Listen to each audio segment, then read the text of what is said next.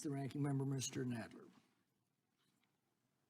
Thank you, Mr. Chairman. I want to follow up on the ranking member's comment earlier and just note, not only did Mr. Wolf serve unlawfully as acting Homeland Security Secretary and as the chief architect of the unlawful family separation policy, which literally kidnapped children from their parents, he also unlawfully defied a congressional subpoena in September of 2020 and refused to testify before the House Homeland Security Committee.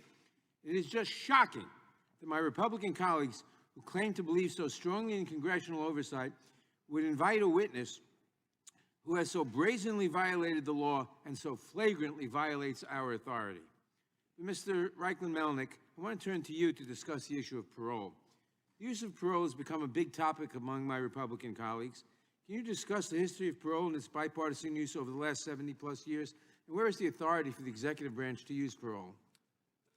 Parole has been part of the immigration law since 1952, so it has been around for decades. And for many years, especially prior to the passage of the Refugee Act, parole was the primary way by which the U.S. admitted refugees.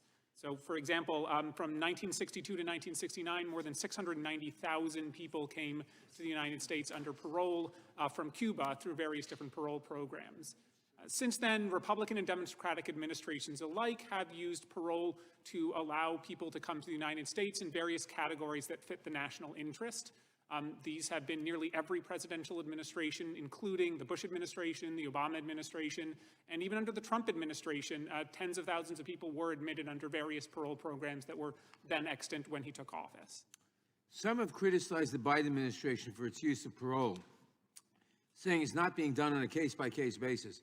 Would you agree with that statement? And if not, why not? I don't agree with that statement for the primary reason that I think they misunderstand what case-by-case means. A case-by-case adjudication just means taking every application on its own.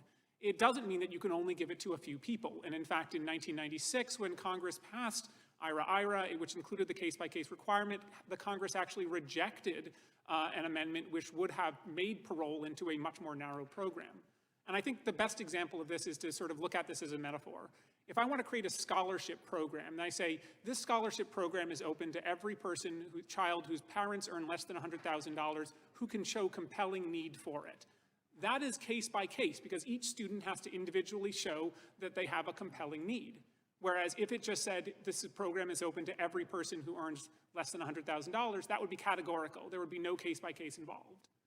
So it appears that the administration is merely saying that certain categories of people are eligible to be considered for parole. Is that correct?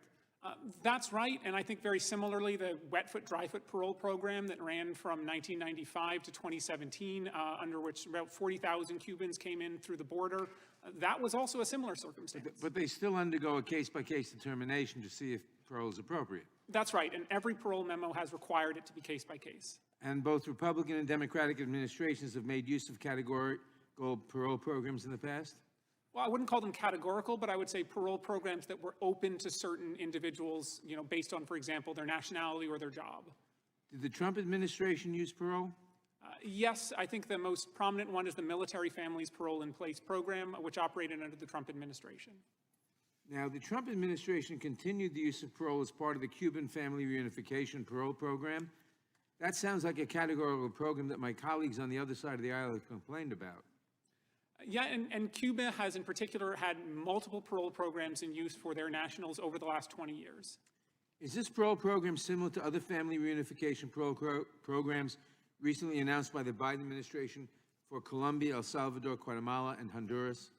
My understanding per DHS's announcements last week is that the new parole programs will be virtually the same as the Cuban Family Reunification Parole Program. And can you explain how those parole programs work? Who is eligible, and are these individuals still granted parole on a case-by-case basis as the law requires? Yes, so the family reunification parole programs are open to individuals from certain countries who have family members who have pending immigrant visa applications already. So they've been approved for a visa, but they're just in a backlog.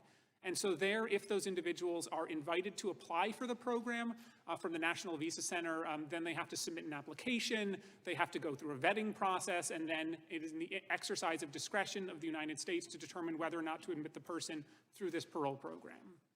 Thank you. I yield back.